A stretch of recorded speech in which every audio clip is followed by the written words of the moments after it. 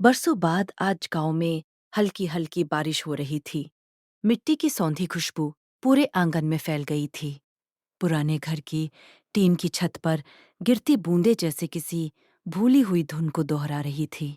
उसी आंगन के कोने में लकड़ी की एक कुर्सी पर बैठी सिया अपने हाथों में एक पीला पड़ चुका लिफाफा थामे थी। उसकी उंगलियां कांप रही थी, जैसे कागज नहीं, कोई जिंदा याद छू रही हो। ये लिफाफा उसे अटारी में मिला था, माँ की पुरानी संदूकची के भीतर, कपड़ों और धूप में सूखते वर्षों के बीच दबा हुआ। ऊपर माँ की लिखावट में बस इतना लिखा था। सिया की आंखों के सामने माँ का चेहरा तैर गया। वही कोमल मुस्कान, वही स्नेह से भरी आंखें। माँ को गुजरे 5 साल हो चुके थे, लेकिन आज अचानक लगा जैसे माँ पास ही खड़ी हो। उसने धीरे धीरे लिफाफा खोला। भीतर एक चिट्ठी थी। कागज के कोनों पर समय की सिलवटें थी। मेरी प्यारी सिया, अगर तू यह चिट्ठी पढ़ रही है तो शायद मैं तेरे पास नहीं हूं, पर माँ कभी दूर नहीं होती, बस दिखाई नहीं देती। सिया के गालों पर आंसू ढुलक पड़े। हर शब्द माँ की आवाज में सुनाई दे रहा था। मुझे याद है जब तू छोटी थी और हर रात डरकर मेरे पास आ जाती थी। तू कहती थी, माँ, मुझे छोड़कर मत जाना, और मैं हंसकर कहती थी, माँ कहीं नहीं जाती। आज वही बात सच कर रही हूँ। मैं कहीं नहीं गई, बस तेरे दिल में आकर बैठ गई हूँ। चिट्ठी के अक्षर धुंधले होने लगे। सिया ने आंसू पोंछे और पढ़ती रही। सिया, जिंदगी हमेशा आसान नहीं होगी। कुछ लोग आएंगे, कुछ चले जाएंगे, कुछ रिश्ते तुझे हंसाएंगे, कुछ तोड़ देंगे, पर एक बात याद रखना, तू जितनी मजबूत दिखती है उससे कहीं ज्यादा नाजुक भी है। अपने आंसू छिपाना मत। रो लेना, टूट जाना, फिर उठ जाना, यही जीना है। सिया का दिल भारी हो उठा।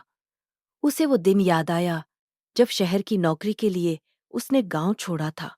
माँ दरवाजे पर खड़ी रही थी, आंखों में गर्व और चिंता दोनों। सिया ने जल्दी जल्दी विदा ली थी, काम, सपनों और जल्दबाजी में। माँ, मैं जल्दी आऊंगी, उसने कहा था, पर जल्दी कभी आया ही नहीं। फोन पर बात होती रही, त्योहारों पर वादे होते रहे। फिर एक दिन अचानक अस्पताल से खबर आई, माँ नहीं रही। चिट्ठी आगे कहती थी, मुझे पता है तू अपने सपनों के पीछे भागेगी। भागना भी चाहिए, पर कभी कभी रुकर पीछे देख लेना, जहां तेरी जड़ें हैं, जहां तेरी माँ हर शाम तेरे आने की आहट सुनती थी। अब सिया खुद को रोक नहीं पाई। उसने चिट्ठी सीने से लगा ली।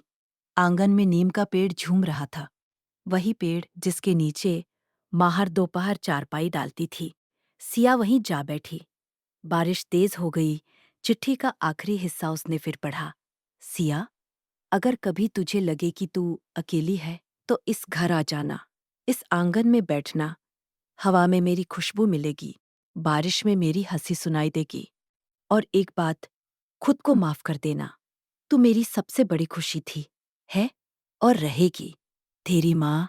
सिया का दिल जैसे किसी ने थाम लिया हो। खुद को माफ कर देना, यही शब्द उसके भीतर गूंजते रहे। वर्षों से वह एक बोझ ढो रही थी। गिल्ट, पछतावा, अधूरी बातें। उसे लगता था माँ को समय न देने की सजा वह उम्र भर भुगतेगी। पर आज माँ ने उसे आजाद कर दिया। सिया ने सिर उठाया। बारिश की बूंदें चेहरे पर गिर रही थी। उसे सचमुच लगा जैसे माँ उसके बाल सहला रही हों। उसी समय दरवाजे पर आहट हुई। दीदी, सिया ने मुड़कर देखा। गांव की छोटी बच्ची, गुड़िया, भीगी हुई खड़ी थी। वही गुड़िया जो अक्सर माँ के पास पढ़ने आती थी।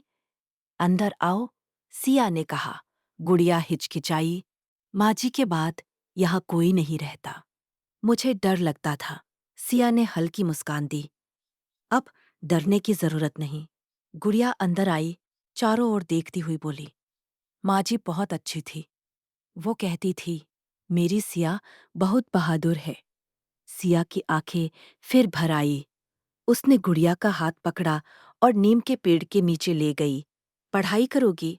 सिया ने पूछा। गुड़िया की आंखें चमक उठी। हाँ, सिया ने अटारी से माँ की पुरानी किताबें निकाली। वही स्लेट, वही चौक। बारिश थम चुकी थी।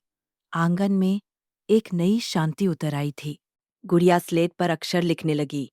सिया उसे सिखाती रही। हर अक्षर के साथ सिया को महसूस हुआ माँ की अधूरी उपस्थिति पूरी हो रही है, जैसे माँ मुस्कुरा रही हो। देखा, तू लौट आई। शाम ढलने लगी। आसमान में हल्का इंद्रधनुष उभर आया। गुड़िया जाते जाते बोली, दीदी, मैं कल फिर आऊंगी। सिया ने सिर हिलाया। जरूर। दरवाजा बंद करते समय सिया ने आंगन की ओर देखा। हवा में सचमुच माँ की खुशबू थी। उसने चिट्ठी को संदूकची में वापस नहीं रखा, उसे अपने तकिए के नीचे रख लिया। उस रात वर्षों बाद सिया गहरी नींद सोई। सुबह जब सूरज की किरणें खिड़की से भीतर आईं, सिया ने आंखें खोली। दिल में एक अजीब सी हल्कापन था। आज उसने तय किया, वह गांव में कुछ दिन नहीं, कुछ समय नहीं, बल्कि एक हिस्सा अपना यही छोड़ेगी। माँ का घर अब खाली नहीं रहेगा। आंगन में बच्चों की आवाजें गूंजेंगी। नीम के पेड़ के नीचे फिर कहानियां सुनाई जाएंगी। और हर बारिश में माँ की हंसी फिर सुनाई देगी। क्योंकि कुछ रिश्ते खत्म नहीं होते, वे बस चिट्ठियों में बदल जाते हैं।